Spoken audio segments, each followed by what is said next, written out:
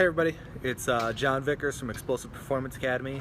Just coming at you. I want to talk a little bit about speed. So today we are talking about the three phases of speed, of linear speed. Obviously there's sport speed. Sport speed's a little bit different because you have change of direction, you have deceleration, receleration, and some kind of combination of all of that. But when we're talking linear speed, it's easy to break it down.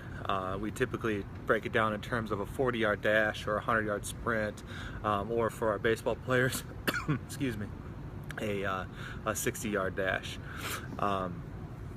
We do that because it's simple to break it down. We can break it down into the actual three phases, which the three phases are acceleration phase, transitional phase, and max velocity phase. The acceleration phase is your first 5 to 7 yards typically. If you're coming out of a 40-yard dash, or a 40-yard start, we are really focusing on getting to 45 degrees with our body in a straight line, and a normal human being can maintain that for 5 to 7 yards. So it's not super long, but it's extremely important. Out of the acceleration phase, there's a transitional phase, which is typically 8 yards to around 30 yards, depending on the individual.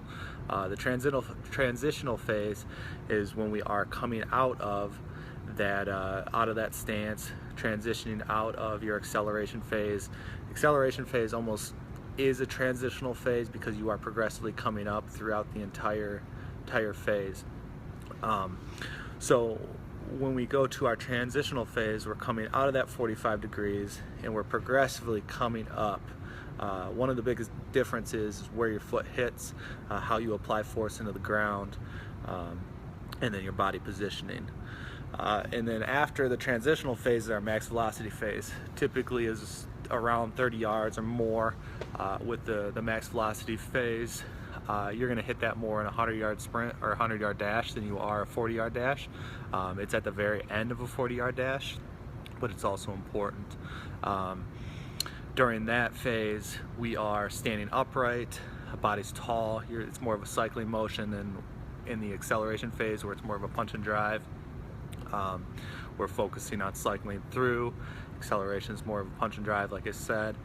We want to stay tall, good posture, and we're literally bouncing when we are sprinting during the max velocity phase.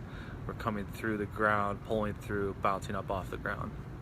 So each phase is different, and each phase requires a big difference in body angles, shin angles, direction of force application, foot placement, and the actual leg motion.